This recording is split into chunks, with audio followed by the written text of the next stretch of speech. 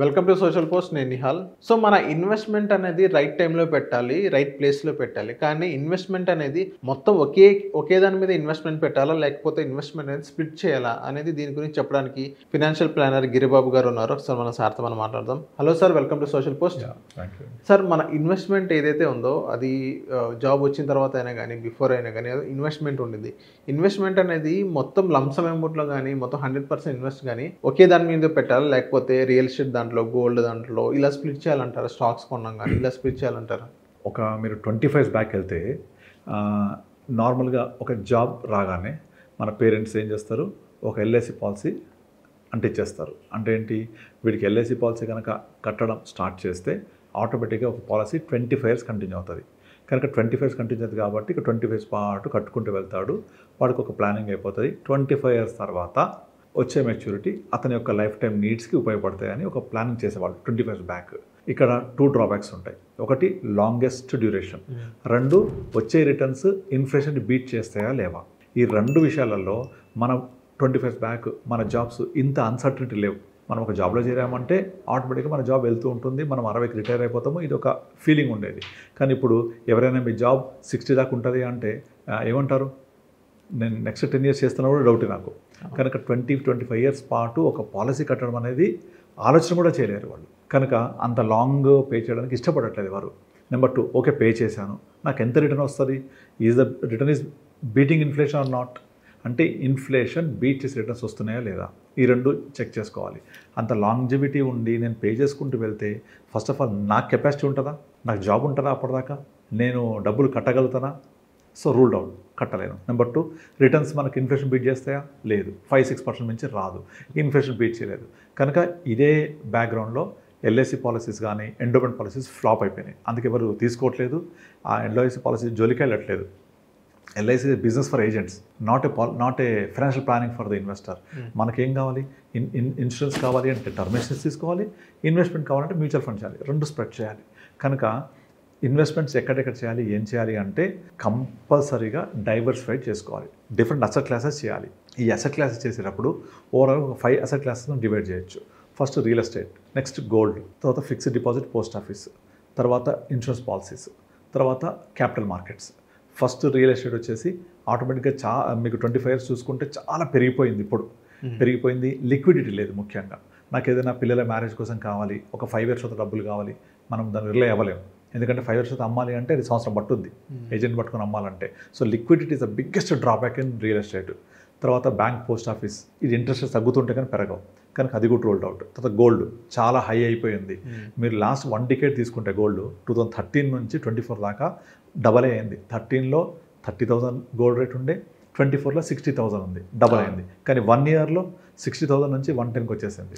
So 1 year return చూసి మనం ఇలాగే ఉంటుందనేసి ఎక్స్పెక్ట్ చేయకూడదు. దాని normal rate of return for gold is 6-7% ఓవరాల్గా. తర్వాత insurance policy can never be investment. So మిగిలింది క్యాపిటల్ మార్కెట్. కానీ ఒక 25 బ్యాక్ వెనక్కి వెళ్తే real estate was affordable, gold was affordable, interest rates was very very high. అంటే రియల్ ఎస్టేట్ 3,000-4,000 గజం ఉండేది, అఫోర్డబుల్. గోల్డ్ 3,000 తులం 4,000 తులం ఉండేది, అఫోర్డబుల్. తర్వాత ఎఫ్డీస్ మీద ఇంట్రెస్ట్ రేట్ ఎక్కువ ఉండేది, ఈజీగా మనకు యూజ్ అయ్యేది. ఇన్సూరెన్స్ పాలసీస్ కూడా ఎక్కువ రిటర్న్ వచ్చేది. కానీ ఇప్పుడు వచ్చేసి 2025కి వచ్చేప్పటికి ఇవన్నీ డిఫరెంట్ సినారియో అయిపోయినాయి. రియల్ ఎస్టేట్ వచ్చేసి బాగా పెరిగిపోయింది, గోల్డ్ పెరిగిపోయింది, ఎఫ్డీ రేట్స్ తగ్గిపోయినాయి.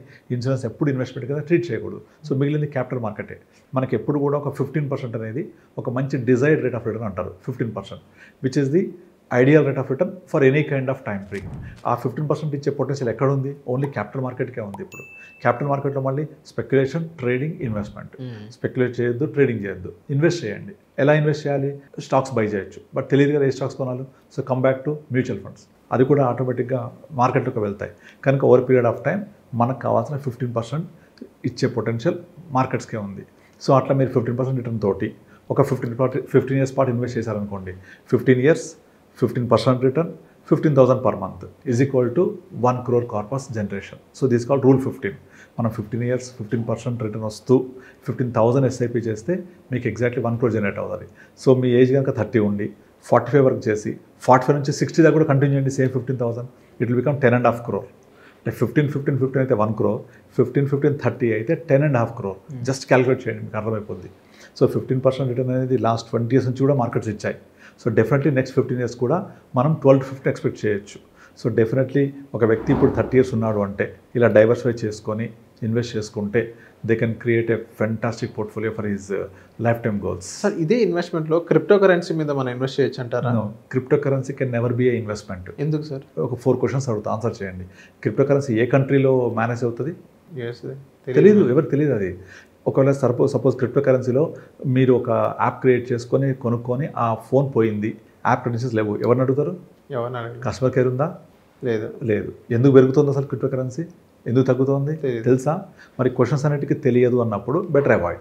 ఓకే. ఎక్కడ మేనేజ్ అవుతుంది, ఎవరు మేనేజ్ చేస్తున్నారు, ఇది ఎందుకు పెరుగుతుంది, ఎందుకు తగ్గుతుంది, 24/7 ట్రేడ్ అవుతుంది, దీన్ని ఫిజికల్గా మనం చూడగలమా? చూడలేము. చలామణి అవుతుందా? అవ్వదు. ఇండియా గవర్నమెంట్ అలౌ చేయదు, మన బ్యాంక్స్ అవి అలౌ చేయవు, అన్ని థర్డ్ పార్టీ యాప్స్ ద్వారా బ్యాక్డోర్ లాగా వెళ్ళాలి. ఇంత వెళ్ళి అవసరమా సార్? కానీ ఒకప్పుడు సెంట్రల్ గవర్నమెంట్ కూడా క్రిప్టో కరెన్సీ మీద ఎవరైనా మీకు ప్రాఫిట్ గెయిన్ అయితే tax your profit is our profit, your profit is your loss. అదే క్లియర్గా చెప్పింది. మరి ఎందుకు పోవాలి మనం? అందుకు వాళ్ళు క్లియర్ చెప్తున్నారు కదా, మీకు ప్రాఫిట్ వస్తే ట్యాక్స్ కట్టండి, రాకపోతే మాకు సంబంధం లేదు, మేము రెగ్యులేట్ చేయము. Because nobody knows where it is organising. అలా తెలియనప్పుడు మనకు అవసరమా? India is the biggest growing economy in the world. ఇంత మంచి ఆపర్చునిటీ ఉన్నప్పుడు ఏదో తెలియని ఆ క్రిప్టో కరెన్సీ జోలికి వెళ్ళడం ఎందుకు చెప్పండి? ఏదో చెప్తుంటారు ఇంత పెరిగింది అంత పెరిగిందని. Show me 1 person who has made the money. ఉండరు. అందులో పెట్టి పెరిగిన తర్వాత డబ్బులు తీసుకొని అకౌంట్లో వేసుకున్న వాళ్ళు ఒక్కళ్ళు ఉండరు, లాస్ అయ్యే వాళ్ళే ఉంటారు. అలాగే ట్రేడింగ్లో కూడా అంతే. సెబీ చెప్తుంది కదా 90% of traders are losing money అని.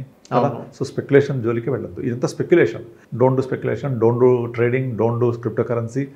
Invest in mutual funds, sleep in peace, SIP. Okay. So thank you sir, మా సోషల్ పోస్ట్ వచ్చిన